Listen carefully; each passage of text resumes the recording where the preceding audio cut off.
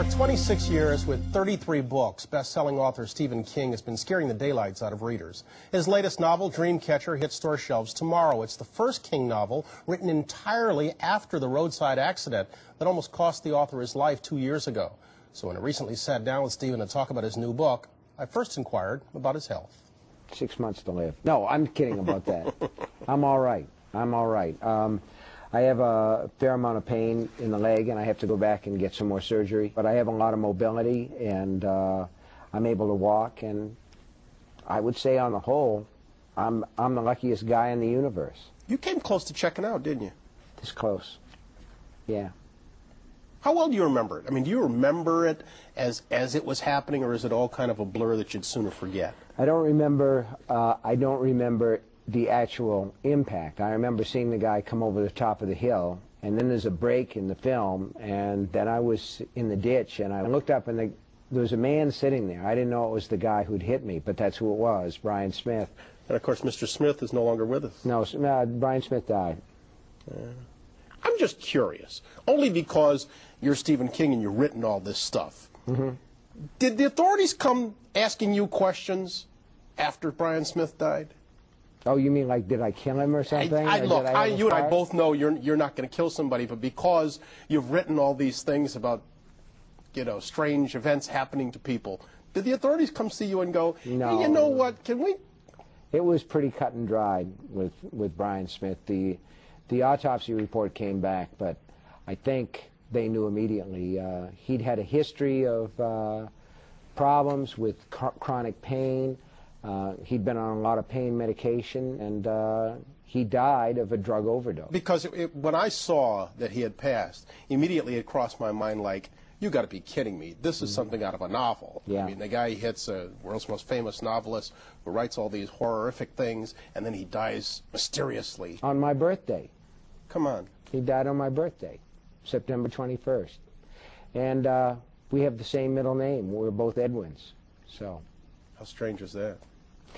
It's just like a Stephen King novel, Ryan. That's all. Thank God there were more Stephen King novels after that. You turned your attention to Dreamcatcher. How long after the accident? That was around about November of 1999. I was still on crutches at that time, and it was painful to work at the word processor, but I was able to work longhand at the kitchen table. I basically had a big stack of pillows that I sat on. How long had it been since you'd written anything extensively longhand? First of all, writing longhand was physically easier for me because of the location where I could work, but also it brought the act of writing back to this very basic level where you actually have to take something in your fist and make the letters on the page, so that instead of flying over the story, I was forced to kind of get down and be infantry again. It's actually quite remarkable. I mean, this is the copy. This is the ledger. That's one of them. In which you wrote. I mean, this is really remarkable. And you did this with a Waterman fountain pen. That's actually what amazed me. I mean, yeah. I'm less amazed that you did it longhand than I am that you didn't use a roller ball or a ballpoint and instead used a fountain pen. One night the power went out and I worked by candlelight. Come on, that's a romantic notion. It's true, though. It's true. The power went out and I lit the candles and wrote. It was, believe me, it was romantic. It was wonderful. Did you find it a different kind of writing? Yes. It slows you down. It makes you think about each word as you write it. Is it a drawback that, unlike with a word processor, if you do this paragraph and then this one and then this one, you want to say, hey, you know what, I really want that one first, then this one, then that one. You can't rearrange it? That never happens to me.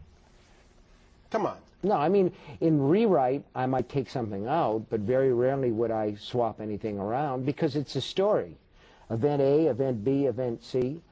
It's the way that I work, that's all. Do all of the books come, and I say this and it makes it sound like you don't work hard at what you do when I know you do, but did it come easy? The words themselves have always come easily for me, probably too easily. I'm a little bit of a facile writer. I have a tendency to slide along, and sometimes I have to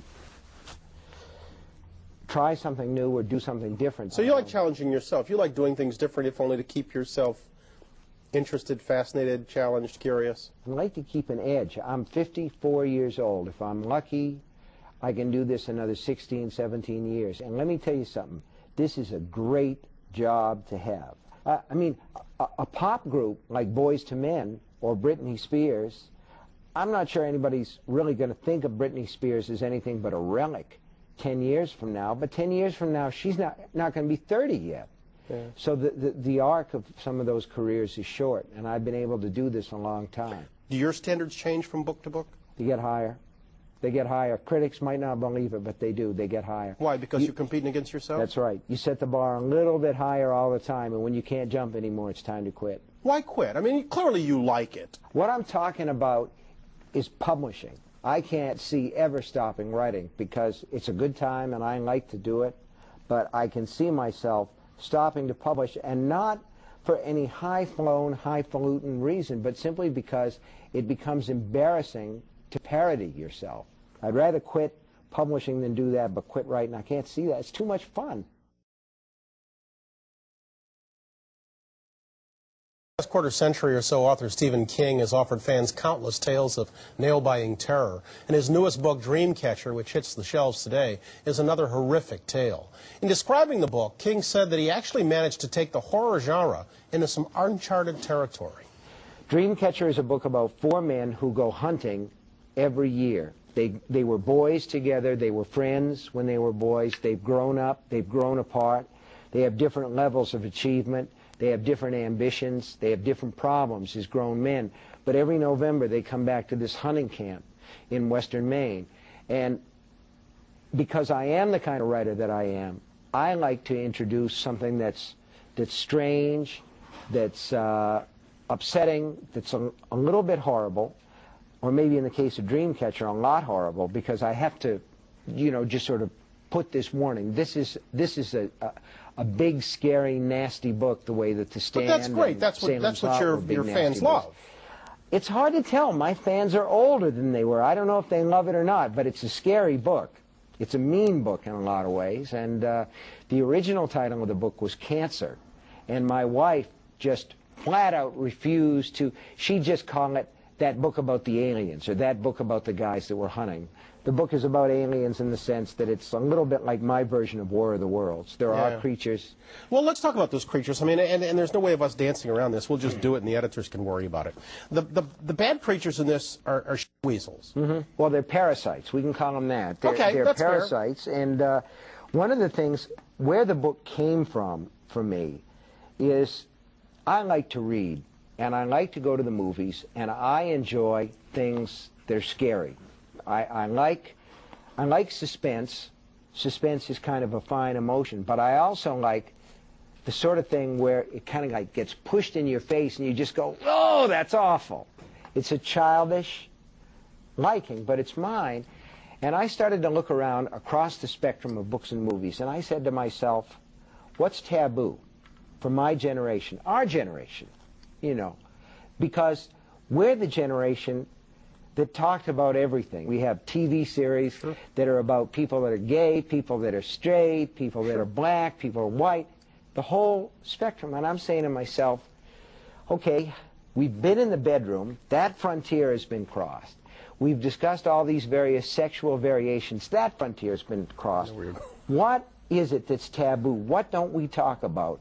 What door is still closed to popular entertainment? The bathroom. The bathroom door. Excrement. And I said to myself, as you get older, see, now I'm starting to get excited. I can even hear my voice starting to rise. I'm saying one of the things that scares us that we don't talk about is that when you go to the bathroom, you have all these 7 warning signs of cancer. And a lot of those warning signs are detected in the bathroom with the door closed. It's the place where we go to be private, and we don't talk about what we do there, even now in polite society. But it's where the woman will do the breast examination. It's where the guy is apt to first detect something wrong with the old prostate, or worst of all, you get up from what they used to call in Victorian England the seat of ease, and you turn around and you see something in the bowl that's not supposed to be there. And I thought to myself, that's scary. And we can tell that it's scary. It's scary at a lot of levels. It's scary at a lot of levels. It's a very, if you will, it's a very gut-level feeling. And so I thought to myself, I want to write a story about something that's never been talked about, which has to do with that, what goes on beyond the bathroom door. Do you want people to squirm when they read it? I want them to squirm, fall off their seats, close the book, and then say, I can't leave it closed, and open it again. But not the kind of book you read in the bathroom. Well, maybe you read it in the bathroom, but I think you would probably read it with the toilet seat down.